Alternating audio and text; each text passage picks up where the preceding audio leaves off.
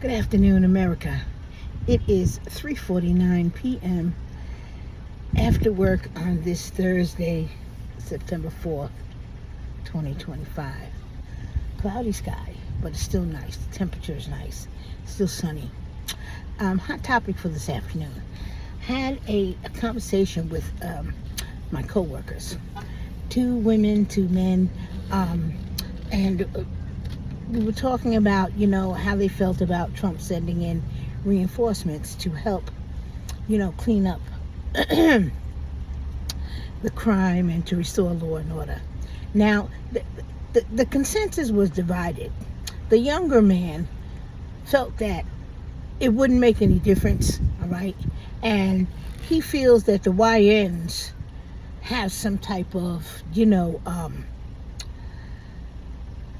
ability to resist and have some ability to, fight back against, the National Guard, the FBI, ICE, So that's where the young people, their head is at. They're looking, because they think that they're invincible. They think that,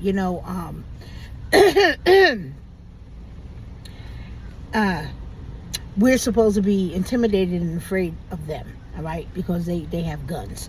Right. Then you have an older man my age, a grandfather, who said that we need more programs, after school, Boy Scouts, Girl Scouts, the whole gamut, things that we used to have when we grew up. He's my age, right? So we had all that stuff.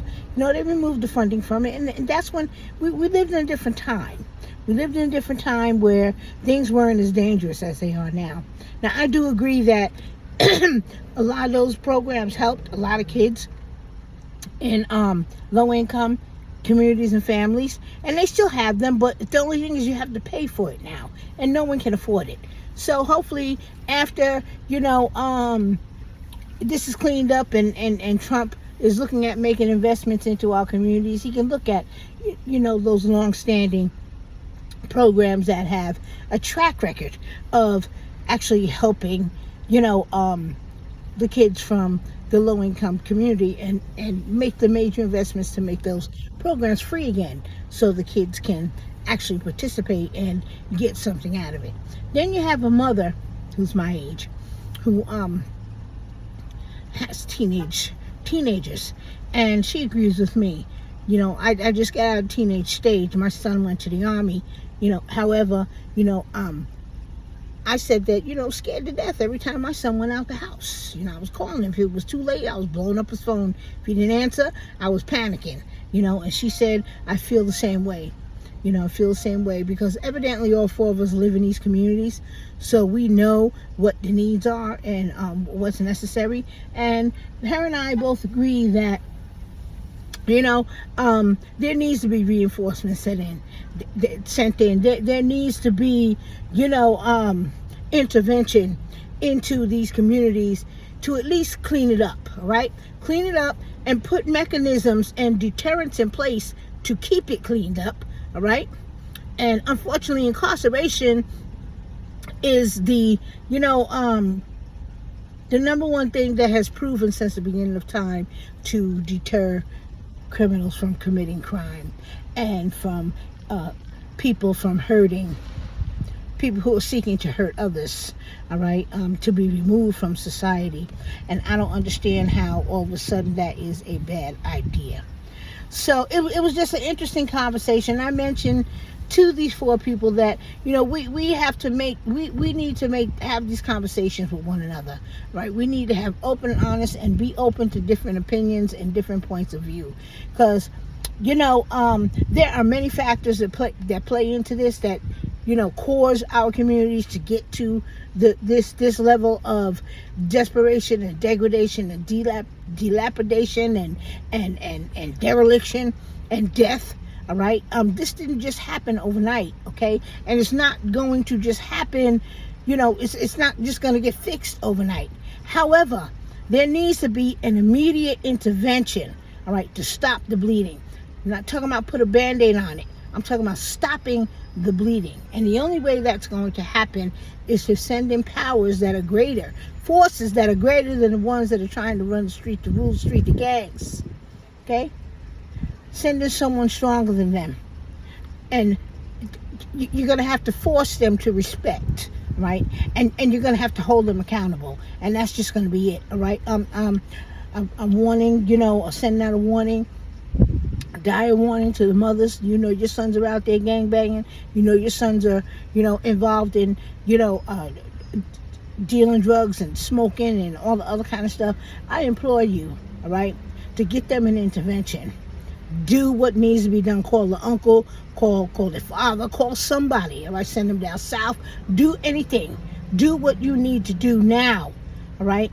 Because when them forces roll up in there, all right, there is not going to be no stopping them, right? And you won't be able to stand and say, oh, my son, you're putting the cuffs too tight. Why you do that? They're not going to want to hear none of that. They're going to hit them heavy and hard and fast, all right? So fast that's going to make everybody's head spin, just like they did in D.C. If you hear some of the stories about some of the YNs that's hanging out there, all right, how they was just rolling up and jumping out and just snatching them up. And that's what's going to happen.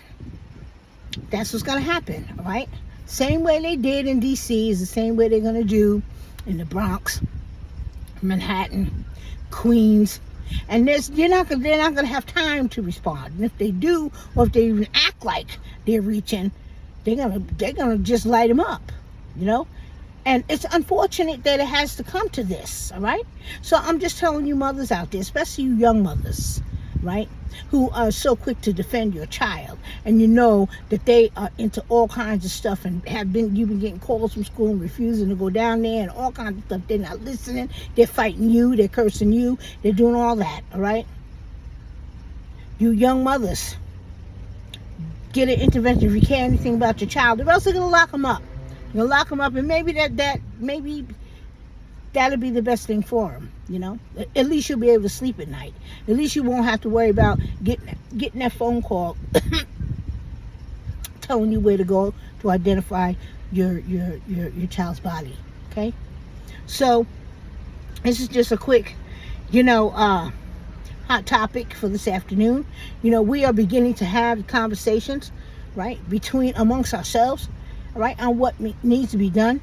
But at the end of the day, we all come to agreement on one thing, all right? That there was a problem, a serious problem, and something needs to be done about it now, right? Everybody knows what the issues are, all right? But the solution is what we need to be living in. We need to step out of the problem and into the solution and start looking at preventive measures, intervention, immediate prevention and intervention.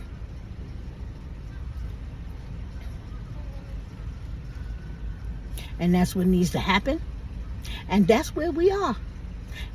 With D.C., with Chicago, with, what's the other one he said? He mentioned another one in New York. That's what needs to happen. Roll on them. Hard and heavy. Hit them. Hit them with everything you got. Over and over and over and over and over again. Don't even give them a chance. Don't even give them a chance. Hit them so hard, make their heads spin. Because they think that this is the game. They think that someone's playing games. This is about life. This is about saving lives. They tried everything. They spent millions and billions on these community-based programs. None of it worked. It didn't work.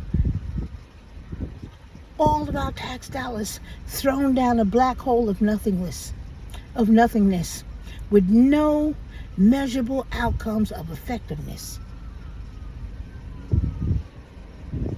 We need to see some measurable outcomes of effectiveness. And the only way we're going to see it is that we do it the way the President of the United States of America is saying that he's going to do. And we're looking forward to it. So the consensus in the black community, hey, come in and do what you got to do. Let's stop this now. We're tired of our children dying. Tired of bullets are flying, and we're tired of seeing our children dying. We're tired of mothers watching the undertaker lower the top down on their child and the casket going into the ground, to being lowered into the ground. It's something that the mothers will never be able to unsee.